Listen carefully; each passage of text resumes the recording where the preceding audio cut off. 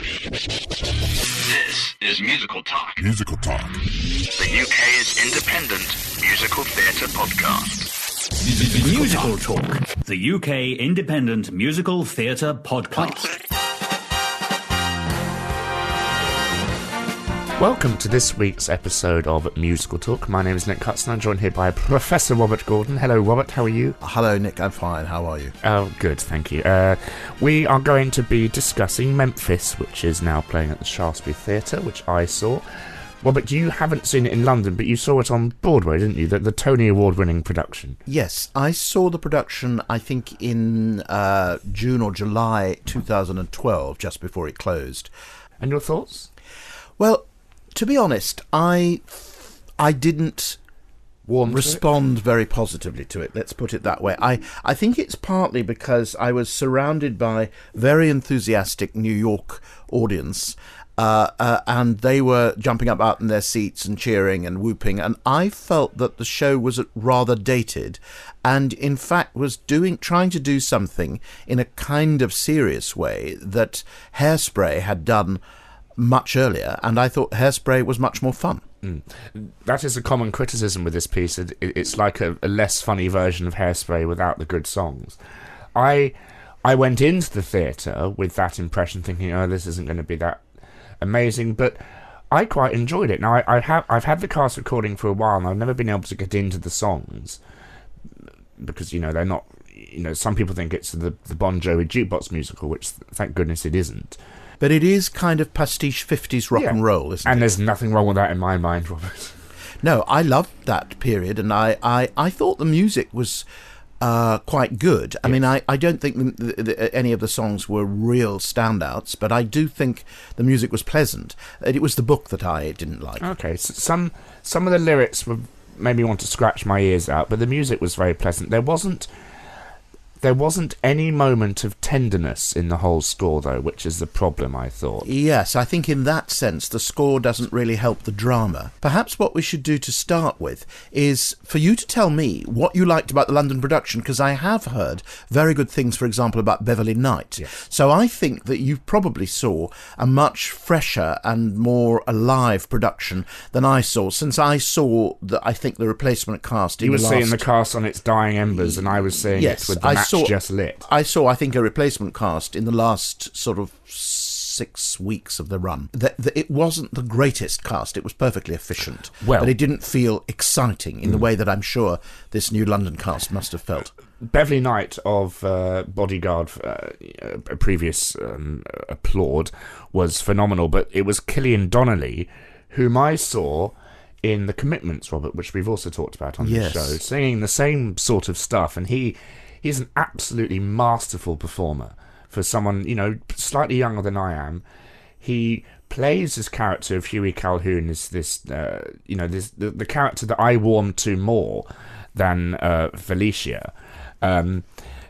He, come the end of the production, he's able to morph into an incredibly older guy with just a change of costume and a pair of glasses and a slightly different posture, which was really a very, very... I don't really know what performers are doing most of the time. Now, Huey is the white lover of the young black woman, and not Del Rey, who's the disc jockey. The problem I had with the piece overall was that it's very predictable until the very end, when you find out, spoilers, that the two of them don't actually get married. Which I thought, but because it's based on real life, which is also quite refreshing, I just don't get what the piece is trying to tell us that we don't already know. I think that was my problem with it on Broadway. It felt like too little, too late. I feel that, in 2009 when it opened, it was already a little bit dated in terms of the story. I'm surprised New Yorkers were so startled by the story of, cross-racial love affair. Well, the question... Obviously, in the mid-1950s, that would have been a big issue. But it seemed to me, and maybe this is a harsh criticism, I don't know how it felt in London, but it seemed to me that in New York, that very same audience that was applauding the idea of an interracial relationship would have been the same people who would have been shocked and horrified and prejudiced against it in the 1950s. I know that sounds cynical, but I'm fairly convinced it's true. But doesn't that show you how far we've come? Yes, it does, but it doesn't suggest that the musical is doing anything new. But don't think that the point of I'm devil's advocating here, but don't think the point of the piece was to remind us how far we have come, because there were bits in the production I saw, especially when the N-word is mentioned, that 150 people gasped at once. And that, if theatre can still do that... Well, isn't that just because we're using somebody's using an unacceptable word? That's not because it's a good piece of theatre. I mean, one can use that word in everyday conversation, and people should rightly gasp. But I'm not sure that's because of the quality of the writing. No. I think the quality of the writing was second rate. I think that the music was the best part of it. I think you obviously saw stunning performances. Yes. To talk about Beverly Knight, because you've talked about Killian. Who sounds really exciting and gives me a sort of reason for going to see the show from what you've said. Yes. What about Beverly Knight's performance? She's going to bring in the punters, isn't she? She sings the songs very well. She does the stuff you'd expect her to, but it was nothing as amazing as Killian. Maybe it's because I didn't find the character very interesting at all. Well, that's right, because I felt that was almost the most neutral performance when I saw it on Broadway. I mean, he just seemed completely stereotyped on Broadway. But she still sang the stuff incredibly well. The ensemble in this piece, as with all new music... I mean, I think the show had been playing for 9 days when I saw it, because I went to a preview. The opening number is just full-on in-your-face, amazing dancing, and it does not give up for the whole show, which is very, very good indeed. And it was nice. I'm not hugely interested in dance, but I was amazed. I mean, it's full of Joanne Robbins style, do a star jump in the air with your arms out and all that kind of stuff. But it was very, very, very entertaining to look at. Well, I must say, you've made me feel I want to go and see the show again. I can't even remember the dancing from the original Broadway show production, so it shows that probably I was irritated so much by the audience overreactions that I didn't really... there are sometimes good aspects of a show you don't notice because you're irritated by a particular aspect. Well, the only whooping and cheering we had in this show was at the very end, when I've never seen a standing ovation happen so quickly since Matilda. What a surprise. Especially as a British audience, because in New York, they stand up at the opening of a refrigerator. But here, it's still not as common, I don't think. Do you not think there's also a political correctness factor going on there? I haven't really thought about it, Robert.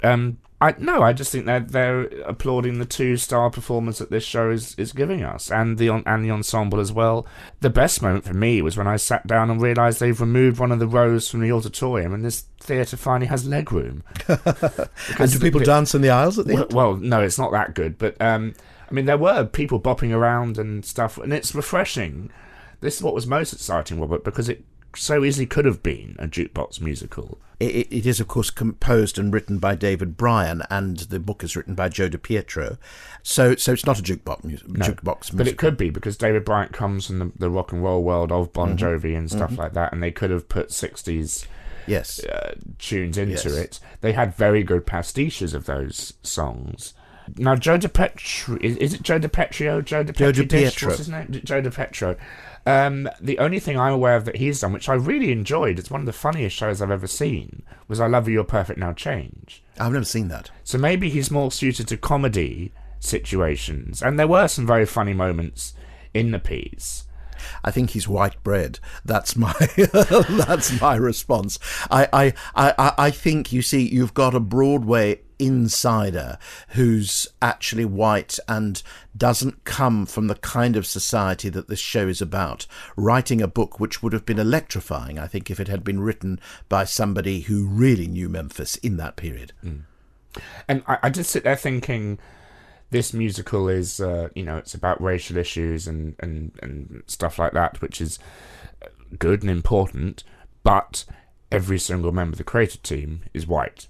Yes, it's very nice that we are now prepared to have mainstream musical theatre which is celebrating interracial relationships and that there's no problem about racism in today's society. Of course, there are still problems, and this particular musical does not address them in a very sophisticated way. The audience was still very white. That's interesting, you see. So they haven't managed to sell it. I think on Broadway, quite a number of the members of the audience were black. So all in all, Nick, you really enjoyed this production and you enjoyed the show. Would you recommend it to... Yes, I enjoyed it more so than other things I've seen at the Shaftesbury Theatre, which sadly does have a stigma about it now because of it, From Here to Eternity flopped. Did the Pyjama Game flop, Robert? I think they were trying to... No, the Pyjama Game didn't flop. It had a 6-month fixed term run because it was a big success in Chichester, but it wasn't intended, I think, to go on for years. But of course, that's the famous theatre where the roof fell down, the ceiling caved in during Hair, which more or less ended, although it had run already for a few years, it more or less ended the run of Hair. But of course, there have been lots of other disasters, not with the ceiling falling in, but a lot of flops. That moves to another theatre, I think the infamous Napoleon ran at the Shaftesbury and closed after 2 days. And Peggy Sue Got Married. Peggy Sue Got Married, which didn't run very long. On the other hand, it must be said the Shaftesbury's also had successes. Follies ran 3 years. So did Hairspray. Hairspray. Now, I wonder if that has a slight link to the piece. Do you think that they think Hairspray played well, so let's... Well, this is not camp in the way that Hairspray is camp. God, no, it's not camp, and that might be half part of the problem. Do you think, Robert? Well, I think it's you see that I felt a lack of irony. And I wouldn't say just camp, but there's a lack of irony where, of course, Hairspray, because it's camp, had loads of irony. But I'm not saying that's a bad thing. I just wanted the show. Not necessarily this production, but the show itself to go further. Then it would have been riveting. I think it was a good opportunity, slightly missed in New York. I'm very glad it's working well here, and you really made me want to go and see it. Killian Donnelly, as I thought, in some of the dance moves, he was probably very similar to the stuff he was doing in The Commitment. This is probably stuff that he put in under his own direction or discretion. Very camp. Really? So I wonder if that's a kind of a British style. It's like when we did Little Shop of Horrors at the Menier with the wonderful Sheridan Smith. Some Americans didn't get that. Yes, I think it's too not camp enough or too silly, Well, I think Americans see camp as an entirely gay phenomenon, whereas we just see it in this country as pantomime. Well, I'm glad I've sparked your enthusiasm for this show. Do go, because it is interesting. It will be interesting for you to see it revised, because they've looked at the script and it was a lot funnier than I thought it would have been, Robert. So maybe they've taken people's notes and added more jokes. Robert, speaking of Broadway stuff, you've seen other shows on Broadway, haven't you, recently? Yes, I'm not going to sound terribly enthusiastic because I've seen Finding Neverland. I saw it in Boston, actually, and it's about to open, I think, in the next few months. Will it find an audience? I think it's going to be a huge flop, and I hope it is. I mean, I don't mean that to sound malicious, but I actually think it's one of the worst and most confused shows I've ever seen, and a ridiculous take on the film version, which I think is very... beautiful film. They've really made everything from the film. They've simplified it and made it really rather vulgar and crude. It had 2 very good performers, Laura Michelle Kelly and Jeremy Jordan, who was in Smash and Newsies on Broadway. So there are good performances, but I thought that the book and the songs, I have to say, by our own Gary Barlow, are rather bland. But that wasn't the real problem. The real problem is the book doesn't know what it's trying to do. Well, it's ironic that this musical is a big production, originally planned for the Palladium, and it's going to be a lovely British new musical, ironically with an American writing team. Harvey Weinstein fires the American writing team and gets Gary Barlow in. And then does it in New York. And it all sounds American. That's true, and that's part of the problem. It's far too American to sort of evoke the world of J.M. Barrie. Although it must be said that Jeremy Jordan does a brilliant Scots accent. The other thing, as did Johnny Depp in the film, of course. As did Johnny Depp. The thing I did see that was really very charming and very funny was A Gentleman's Guide to Love and Murder, which is actually also based on a British original. It's based on the Alec Guinness film, Kind Hearts and Coronets, and the one in which Alec Guinness plays all the members of an aristocratic family who gradually get murdered. Okay. It's very well performed, very well acted. Most of the British accents by American actors are very, very good. There are one or two Brits in the cast. I thought that Bryce Pinkham, who plays Monty Navarro, the part played in the film by Dennis Price, was very, very good. I wasn't so mad about Jefferson Mays, who's the actor that everybody's raving about, who plays all the members of the Dasquith family, the Dysquith family, they call As them. Alec Guinness did in the film. As Alec Guinness did. You said he did it all with the same accent or something? Well, no, he tried to vary, but I think he always just looked the same with different wigs on. And I thought, he wasn't really able to transform himself. But actually, all the sort of Broadway regulars were telling me, oh yes, this is a brilliant performance. He's so versatile. He's done it before in a play that transferred from off Broadway. I Am My Own Wife, and now he's such a virtuoso. Did he play his own wife? I didn't think with the same accent. I didn't think he was that remarkable in this show. I thought it was rather crude, but the show is very well written. The dialogue is good. The story, of course, is marvelous from the film, and the music and lyrics are excellent. People want it to come here. It's done very well at the Tony Awards. Do you think it would play well at one of the smaller houses here? I'm sure it would do well in London. I think it would benefit by having an all-British cast. A British cast would love doing it and would do it real justice, and I think it would be a huge success here. Because some American writers seem to think the only style of British music there is Gilbert and Sullivan. Was it very GNS heavy, or was it cleverer than that? It is a little sort of Gilbert and Sullivan, but that's just an echo. It's not pastiche Gilbert and Sullivan. There are little echoes of Noel Coward, Novello, those sort of writers. But actually, it's just music which suggests Edwardian period and sort of all-purpose Englishness. It's not jazzy, obviously. That's what they've avoided to make it sound English. But it's fun and witty, and it's not pastiche Gilbert and Sullivan. I think that there are moments. There's one particular song which is a sort of parody opera or operetta, which does sound a bit Gilbert and Sullivan-y, but then that's quite deliberate, and it is a camp pastiche. Before we started recording, Robert and I were talking about the wonderful wit of Anthony Drew. Do you think if Stiles and Drew did the musical, would the songs have been much funnier and more British, or did they... I think if they'd done it with someone like Julian Fellowes, it would have been a masterpiece. I think it would have been the perfect vehicle for them. Sadly, this is not always what happens. I mean, I think there's so many shows that could have been written better by other writers, but, sometimes producers find the wrong writers, or sometimes the wrong writers find the right idea at the wrong time. Or find Neverland. Exactly. I think if Finding Neverland had been written by Stiles and Drew, with a good British writer. By Julian Fellowes. No, not necessarily Julian Fellowes. I don't think he would have been right for this particular material. But with another writer who was good at evoking, in a serious way, the Edwardian period, you would have had, again, I think, a rather remarkable small-scale, gentle musical. As it is, Diane Paulus, the director, is trying to turn it into a big, brash Broadway hit. And I don't think it's going to. Well, she did another show you loved, didn't she?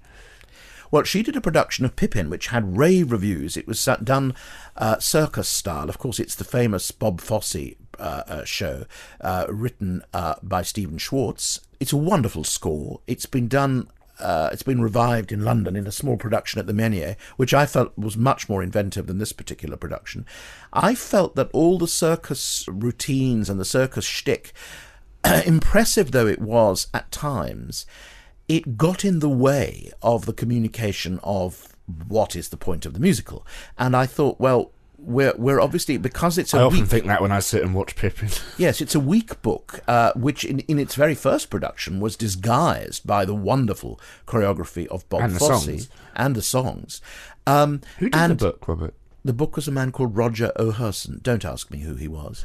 A book writer, apparently. But in fact, Fosse tended to send the book up to mock the dialogue a bit in the production, and it caused a huge rift between himself and the book writer. Whilst banning Stephen Schwartz from rehearsals, obviously, you know. Yes. Was Fosse a nice man, Robert? No, he wasn't a nice man, although people found him incredibly charming at times, and he could be nice, but he was a very driven and demonic man. But to go back to Pippin, that was a huge success. It ran for more than 5 years on Broadway. Now, why revive that show 30 years later, when in fact you have nothing new to say about a rather weak book with a wonderful score? I thought that in London it was done as a sort of video game. It was very clever. And that was clever. But I thought that the circus tricks added nothing. Some of the tricks were really good, but they kept distracting you from what the story was about. And I think that's always a sign of a rather desperate director. What else did you see, Robert? I saw Cabaret, the revival of the Sam Mendes production at Studio 54. I went largely to see Alan Cumming and Studio 54, and I wasn't disappointed by Studio 54. I got what I expected. The venue was amazing. I got what I expected from Alan Cumming. Much as I love Cabaret, this production is somewhat overplayed. Like Sweeney Todd, in my opinion. It's over-sexualized.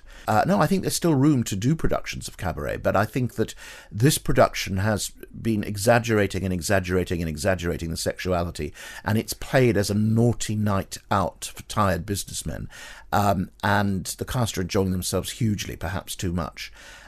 It doesn't get in the way of the piece, but I just thought it's a bit of a cliche now. Does it work in that? I'm guessing it's a real cabaret venue, and it happens all around you. Well, it's an old theatre that was turned into the famous Studio 54 nightclub, and it is a sort of nightclub venue now. Does it look it's like the very 30s? Comfortable? It looks 30s. It's very comfortable, and it's an ideal venue for the show. The show works perfectly in that surrounding. And what does Alan Cumming bring to the role?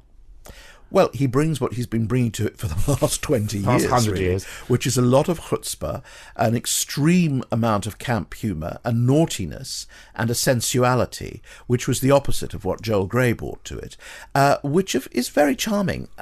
And he actually plays does the performance with the right degree of horror at certain moments. So he doesn't just spoil it by playing it all up for camp laughter, but the camp suddenly disappears near the end, and you see what's really going on with the Nazis underneath the veneer. And Michelle Williams is playing... I thought Michelle Williams was delightful, although she's had very bad reviews. She gave an unforced performance. As Sally Bowles. She's not trying to imitate Minnelli. She's not trying to imitate Natasha Richardson, who was so successful in this particular production in the 1990s. She plays her as I think the part was written, as a not terribly good performer who's a bit of an amateur. And her English accent, although I'd say it was slightly exaggerated, it was very effective. The British woman from Frasier also played the part as well. Jane Leaves. Jane Leaves, I think her name is. Has she played it recently? Back in the 90s. Everybody's played it in the 90s. I looked through the Even list you of played people. it in the 90s. Well, I did it in my own backyard, but so many people took it over. It became like Chicago, one of those shows that they kept alternating the cast so that people would want to go and see it just to see the new cast member. And you also saw Newsies, which has since closed. Thoughts? I found Newsies rather one note. Of course, I'd go and see anything that Alan Menken had written, but I found the book was very obvious, and it's a missed opportunity. It should have been a marvellous musical about the newsboys' strike, yet it just turned out to be a Disney schlock. And the audience, really, the appeal is for teenage girls, and half the audience were teenage boys. Well, I think teenage boys sneak in, but it's not intended for them. But the choreography is meant to be amazing, is it? I wouldn't call it amazing. I'd call it energetic and cliched. Says musical talk. If you like a show with a lot of gym bunnies doing lots and lots of, disco-type dance steps. Go and see Matilda. No, go and see Newsies, although I think it's off now. Very, very recently, in California, Hunchback of Notre Dame has just started previews at you'll correct me if I'm wrong here, La Jolla Playhouse? La Jolla. That one. It sounds very, very interesting indeed. Directed by Scott Schwartz, who's Stephen Schwartz's son. I hope he had to do an interview to get the job, and it wasn't done all under the collar, but probably, it doesn't help that Alan Menken's daughter is also in this musical. Well, that sounds to me more interesting. I mean, I've known about this musical for a long time, and I've long wanted to see it, and I think if it's really well done... You've heard it in German? Yes, I've heard it in German. If it's well done and directed a la... I mean, I'm not saying as a copy of the way in which Lion King was directed by Julie Taymor, but if it's directed seriously, not just as children's schlock, I think it could be a very exciting piece of theatre. Apparently they've gone back to medieval production, not production techniques, but medieval style of performing this story. There's a permanent liturgical choir on the stage in a semicircle throughout the whole piece. So does that mean anything to you, Robert? Yes, that sounds interesting. I think that's very appropriate for the original story. I wonder how, when Disney gets its claws into it, how long it'll remain in that style. But well, I'm sure. Of course, there are already Disneyfied elements in the book and the songs, but that's not a bad thing if it's aimed at, if it's intended to be a family musical, as long as the atmosphere is right. Of course, the show I'd really like to see, based on The Hunchback of Notre Dame, is Lionel Bart's Quasimodo. Okay. Wonderful score. I thought you were going to say the French one. No, it's a wonderful score. I don't know that much of a book actually exists. What's the French one called? The Bell... Notre Dame de Paris. Yeah. So that was your trip to New York, Robert. Sounds exhausting. You also got up... So you saw... But the highlight of your trip... Well, the highlight of my trip was to see Chita Rivera in The Visit at the Williamstown Festival. This is an absolutely serious piece of work, which will not go to Broadway. Everyone was talking about it going to Broadway. So it's a Camden Ebb musical. It's Camden and Ebb. It's far too dark. It's based on Dermot's play, The Visit of the Old Lady. It's a shocking expose of people's ruthlessness, selfishness, and, the fact that people will do anything for revenge and people will do anything for money. And Chita Rivera... Sounds like Chicago. Well, it's like Chicago, but if you can imagine Chicago as a melodrama, this is what you're getting in The Visit. It's very dark. It has echoes, really, and here perhaps you'd say like Cabaret, although in a completely different way. But it's actually a parable about what happened after the war. So it's about, people needing and wanting and demanding reparations after having their lives destroyed by the Nazis. But here, the woman who demands reparations demands that her ex-lover, who has betrayed her all those years ago, is killed. And the town, which wants to please her by any means because they need her money, she's now a multi-billionaire, the town finally agrees to kill this man, and that's the story. So you can imagine it's not typical Broadway fodder. No, but this is what Camden Ebb all, apart from curtains, and I'm sure you know more shows than... 70 Girls 70, which is pure fun. Yeah, but this is what they've always done. And yes. I think if it were anyone else other than Camden Ebb, it wouldn't have a chance of going to Broadway. Yes. But this is what they do. It's very what they've well. always done, but it's actually goes beyond Scottsboro Boys in its dark atmosphere. Wow. It's not so much Chicago as, let's say, beyond Scottsboro Boys. Scottsboro Boys was a flop on Broadway.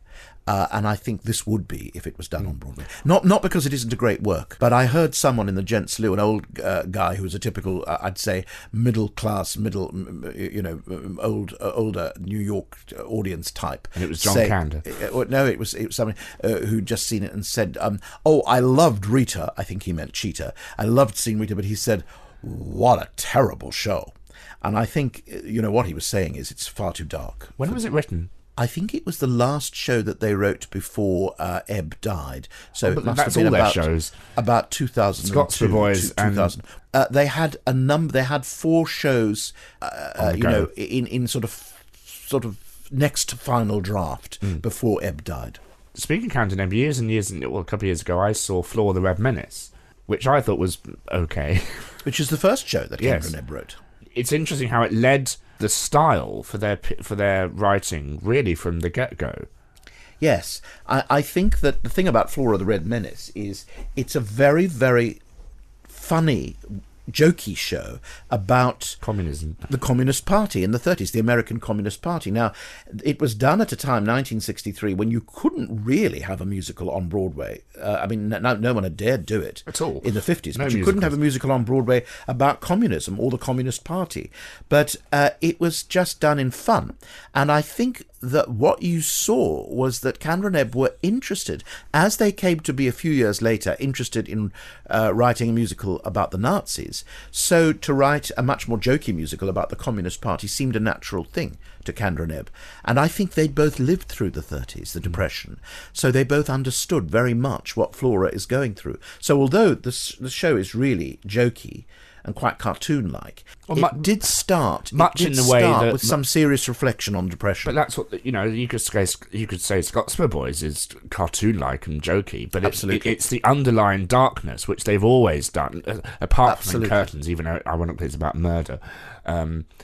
Yes, I think there are two shows which have no darkness at all. The one is 70 Girls 70, although that's about a group of old people who go and commit a series of robberies. And the other show But that is dark. Yes, although it's treated But they entirely as a joke. still sugarcoat it with show right. business. You're right. I think you're quite right. I think Curtains is the own, but then you could say Curtains is dark. Yes, and actually, what's going on in Curtains, the motives of the people are quite harsh. I think you're Only right. they I think wrote Les Mis. they'd have put a lot more jokes into Les Mis if they wrote it. But I think the thing about Kendra Nebb, it's the one thing you do see in Flora, which is, and it's something that they identified very closely with Liza Minnelli right from the start in Flora, because they wrote Flora for Liza Minnelli, or with Liza Minnelli in mind. It's the happy, sad, the conjunction, the tension between joy and sorrow. And I think what you see in the famous song called Sing Happy, which is a kind of very dark version of Judy Garland's hit Get Happy.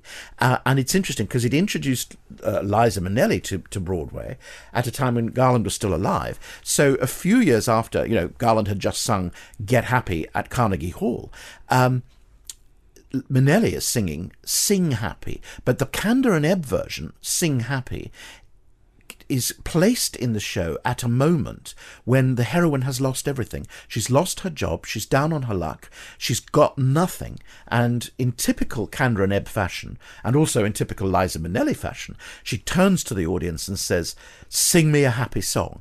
And it's about cheering yourself up when you're really depressed. And in a sense, that seems to me to be the key of Kendra Nebb. They can make sadness out of joy, and they can make joy out of sadness. They seem to see the world as a tension between terrible grief and great joy. The other piece you saw, which when we first talked about this trip, was had Audra McDonald in it, didn't it? Ah, yes. Well, the great Audra McDonald, 6-time Tony Award winner. I was lucky enough to see Audra McDonald in Lady Day at Emerson's Bar and Grill, the show about Billie Holiday. Not only does she give a perfect impersonation, she sings the songs, which are jazz songs, brilliantly, though she's trained not as a jazz singer, but as a classical singer, opera singer. But she's sung Gershwin and stuff before. Yes, so. but she sung it usually in a more operatic voice. Here she's singing in the croaky voice of Billie Holiday in the last few days of her life. And she is magnificent. It's done as a kind of cabaret in a nightclub, and you sit there in a theatre that feels like a nightclub, surrounding her, and she's surrounded by tables with the public sitting at the tables, and she gives this amazing acting performance, and sings as well as Billie Holiday in a jazz style. It is quite remarkable, and no wonder she got the Tony. It's a very, very exciting time in London. We've got Memphis, we've got hosts of other new shows, but on Saturday, Made in Dagenham, yes, as well. But on Saturday, Robert, where are we going? We're going to see the great and wonderful Dame Imelda Staunton. Imelda Staunton in Gypsy. And that's all we need to say. So we'll speak to you next week, dear listeners, about that show. There will be a couple of weeks off because I'm travelling and stuff, so we won't have any episodes. But we will put out with a bang next week with our review of Gypsy at the Chichester Theatre. What can we say that hasn't already been said by the other critics? I know, but I think we'll say the same stuff, but just in a much funnier way, Robert. I hope so, Nick. A transfer must be on the cards for this. They'd be stupid not to. Yes, I think it's sold out for the whole all the performances at Chichester. I'm sure it's going to come into London in March. Lovely. So, Robert Gordon, thank you very much for sharing your thoughts and musings on Musical Talk. I am Nick Hudson, and Robert and I will see you next week. Until then, bye-bye. Thank you, Nick.